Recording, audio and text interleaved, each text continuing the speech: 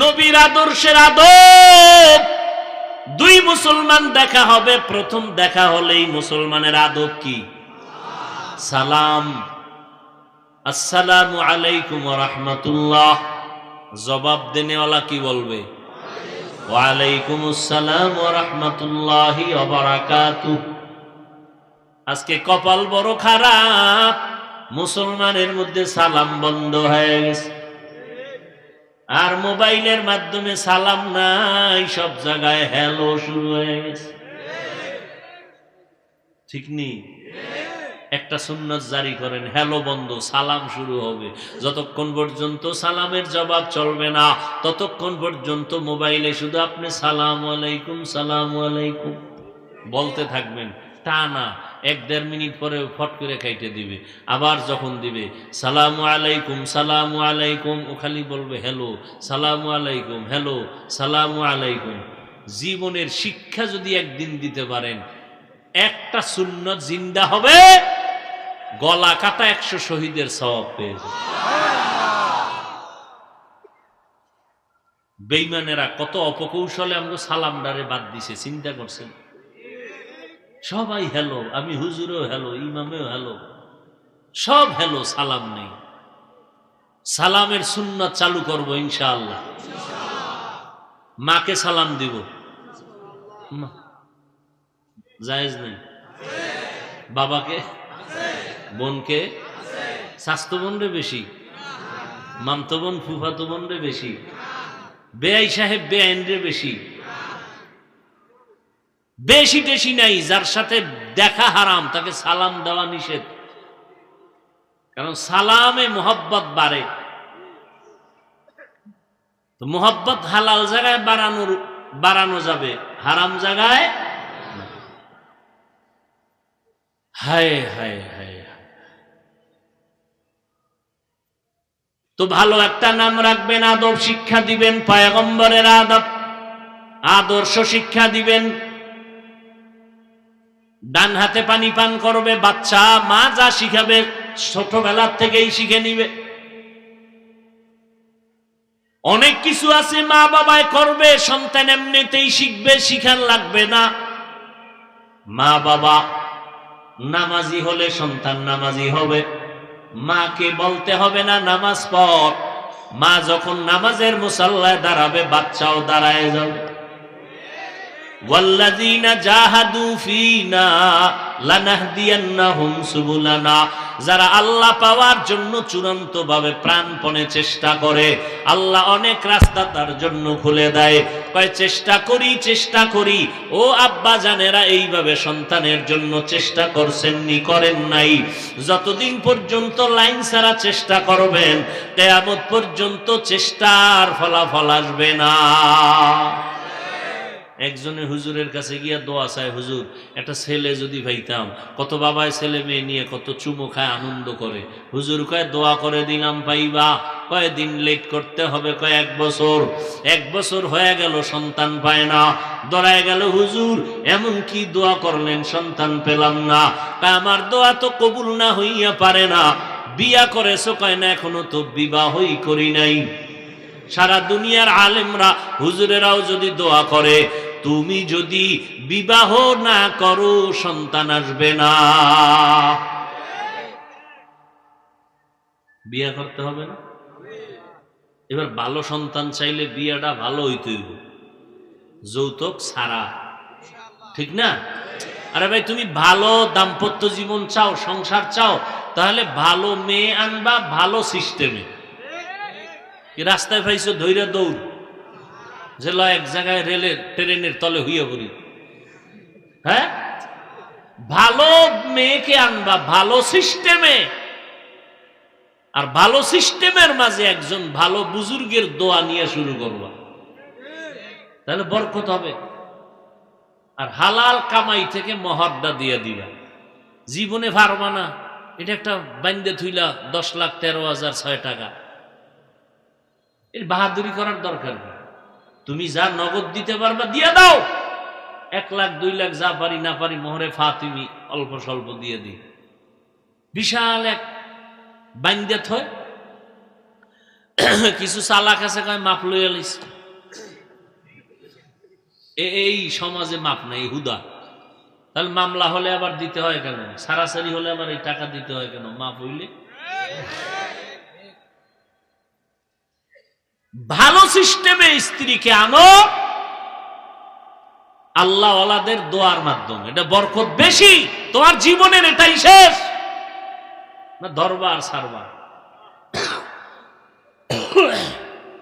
এখান থেকে তোমার জীবন তৈরি হবে। তুমি মরে যাবা, একটা সন্তান থেকে যাবে ফুটন্ত গোলাপ। তোমার ইতিহাসকে রচিত করবে তোমার সন্তান, ভালো হোক খারাপ হোক।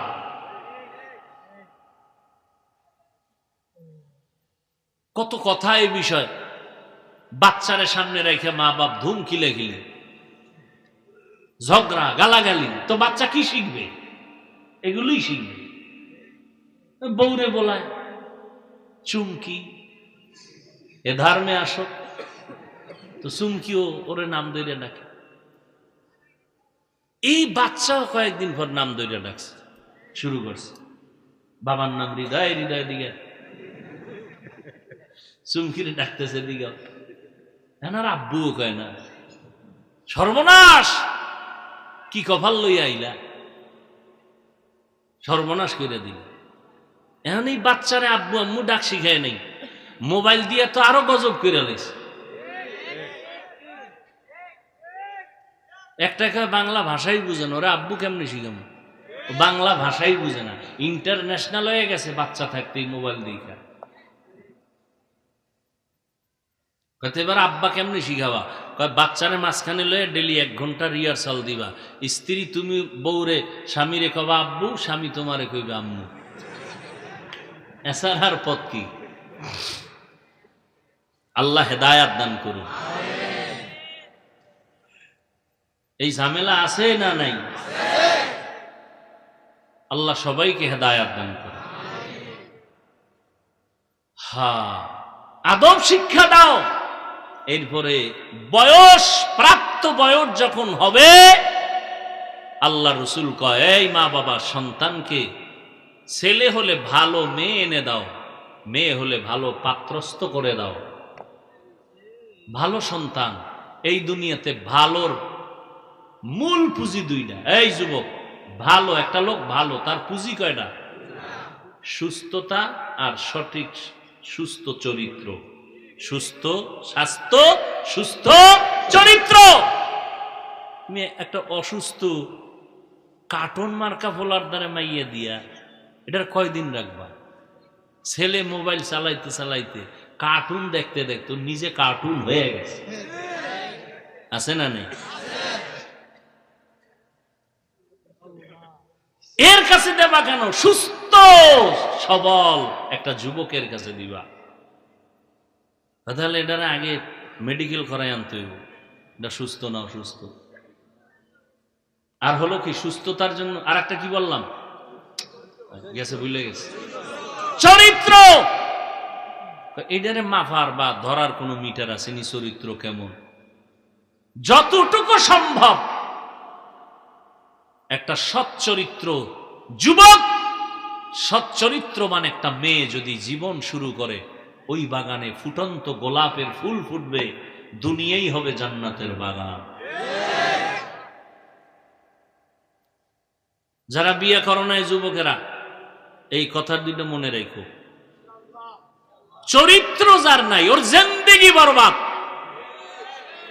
আর এই সুস্থতাও নষ্ট করে মোবাইল, চরিত্র ধ্বংস করতেছে মোবাইল। কি মোবাইলে তোমার অসুস্থ বানায় নাই? টের বাবা, কত ধানে কত চাল, খুব অল্প দিনের মধ্যেই টের বাবা।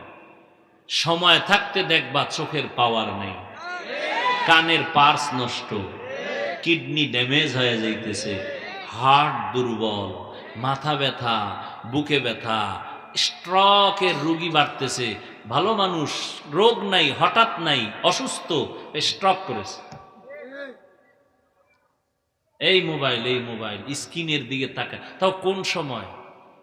কঠিন এক নিরিবিলি সময়, মুরাকাবার সময়, নিবিড়ে দরজা জানলা বন্ধ, ওই সময়, যেই সময় আল্লাহর দেওয়া ফিরি রাতের ঘুম ছিল শরীরের মহা এক ঔষধ।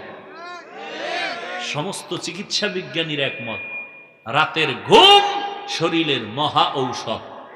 তাও কিন্তু শেষ রাতের ঘুম না, প্রথম রাতের ঘুম না, মধ্যরাতের ঘুম। আর ওইটাই নিয়ে তুমি মোবাইল নিয়ে ব্যস্ত হয়ে যাও। রাতের ঘুম নাই, শরীরের সুস্থতা নেই, চরিত্র তো নাই। আল্লাহ মাফ করে দেন। আরো জোরে বলেন ওয়াল্লাযীনা জাহাদু। আরেকটু যাবো, ওয়াল্লাযীনা জাহাদু ফীনা লানাহদিয়ান্নাহুম সুবুলানা ওয়া ইন্নাল্লাহা লামাআল মুহসিনিন।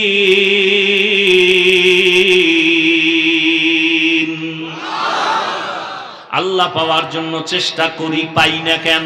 এতক্ষণ চেষ্টার দেখছেননি, বুঝামু কই গেছি কই? চেষ্টা দুনিয়ার লাইনে বুঝাইছি, ছেলের লাইনে রাখবেন, চেষ্টা কি জিনিস বুঝাইছি। এবার আল্লাহ পাওয়ার চেষ্টা কি জিনিস? আল্লাহ পাওয়ার চেষ্টা হলো বেশি বেশি বিড়ি টানো। আল্লাহ পাওয়ার চেষ্টা যদি করতে চাও, আল্লাহ কোন পথে, ওই পথে দৌড়াও। আল্লাহ পাওয়ার পথ হলো আল্লাহর ঘর, মসজিদে যাও, মাদ্রাসায় যাও।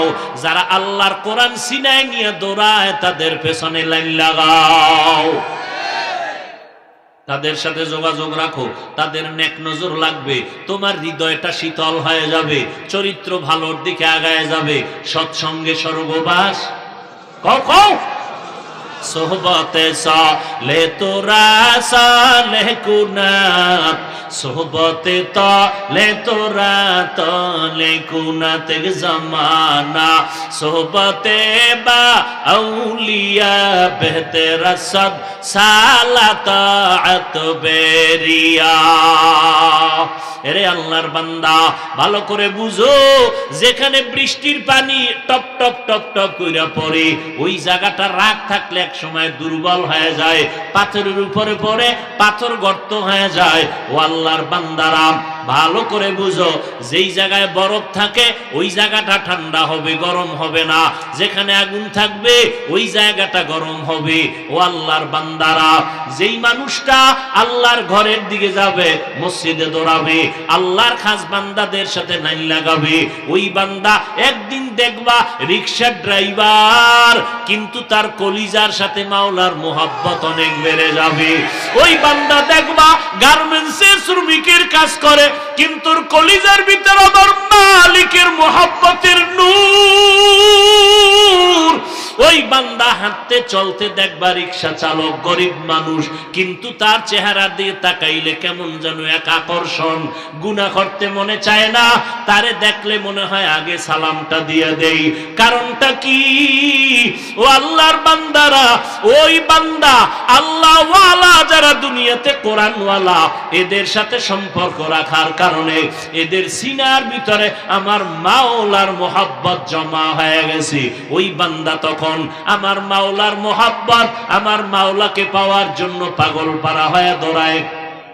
রাত্রে ঘুমায় আল্লাহকে কই পাওয়া যায় চিন্তা করে, খানার মধ্যে খুঁজে আমার আল্লাহরে কই পাওয়া যায়। আল্লাহ পাওয়ার চেষ্টা করতেছি, চেষ্টাটা চেষ্টার মতো হইল নি।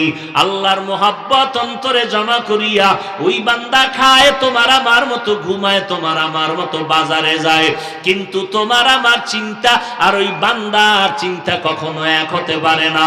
ও তুমিও বাজারে যাও, তুমি চিন্তা করো কারে নিয়ে আড্ডা দিবা, আর ওই আল্লাহর বান্দা বাজারে যায়, ওই বান্দা চিন্তা করে আমার মাওলার কোনো গোলাম রে পাওয়া যায়নি।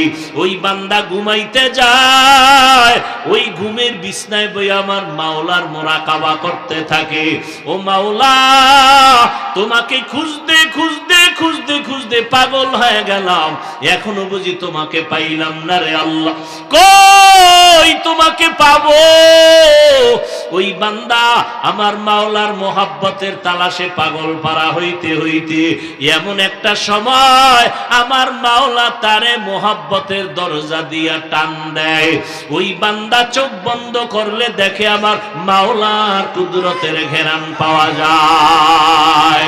ইয়া ইলাহি मुझसे मुझको दूर कर, ताके देखो मुझ में तुझको एक नजर। या इलाही तू मेरा माबूद है, या इलाही तू मेरा माशूक है। ওই বান্দা ধ্যান করতে করতে করতে করতে আল্লাহর মোহাব্বতের দিকে আগাইতে থাকে, আগাইতে আগাইতে আল্লাহর বান্দা এক পর্যায়ে আল্লাহর মোহাব্বতের মধ্যে যখন ডুব দেয়, আল্লাহওয়ালাদের নেক নজর পড়িয়া যায়, ওই বান্দার দুনিয়ার খেয়াল দিন দিন কমতে থাকে, আখিরাতের খেয়াল ধ্যান বেড়ে যায়। ওই বান্দা আগে এত জিকির করত না, এখন বান্দার কথায় কথায় আমার আল্লাহর আওয়াজ আসে, আল্লাহর নাম জবানে আসে। ঘুমাইতে গেল আল্লাহর আওয়াজ, বান্দা বসে সেখানেও আল্লাহর ধ্যান ও খেয়াল, আল্লাহর মোহাব্বতের আওয়াজ। ওই বান্দা হাঁটে, ও চিন্তা করে আমার মালিক।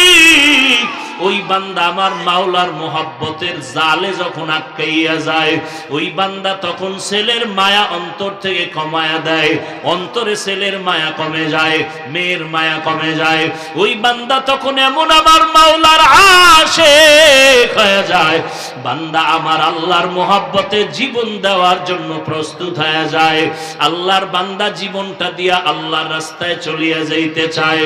ওই আল্লাহর বান্দাকে আমার মাওলা একটু মোহাব্বতের ইশারা দিয়া কয়, ধৈর্য ধারণ কর, ওরে মরণের পর্দাটা যখন উঠিয়া যাবে, ওই সময় আমি মাওলার কুদরতের মোলাকাত তোমার সাথে হয়ে যাবে।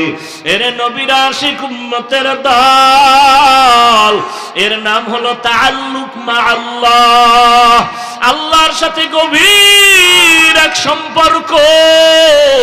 ওই বান্দা যদিও দেখো তোমার সাথে কথা বলতেছি, হঠাৎ করে দেখবা তোমার সামনে নাই, কোথায় গেল? বান্দা সেজদায় ডাকতেছে আল্লাহ কইয়া, বান্দা রুকুর মধ্যে হাজির হয়ে গেল, মসজিদের মধ্যে হাজির হয়ে গেল। ও আল্লাহর বান্দারা, আল্লাহ কয়ে যারা চেষ্টা করবা, আমি আল্লাহ তোমাদের জন্য রাস্তা খুলিয়ে দিব। চেষ্টা করতে থাকো, আল্লাহ পাক রাস্তা তোমার জন্য খুলে দিবেন। ও আল্লাহর বান্দারা, এই দুনিয়াটা কিছুই না রে বাবা, আমার মাওলার পাগল হইয়া মরো। ওরে তুমি তো কোনো না কোনো লাইনে পাগল, টাকার পাগল, বাড়ি গাড়ির পাগল হয়ে গেছো। আমার মাওলার পাগল হইয়া মরতে পারলে তোমার জীবন সার্থক হয়ে যাবে।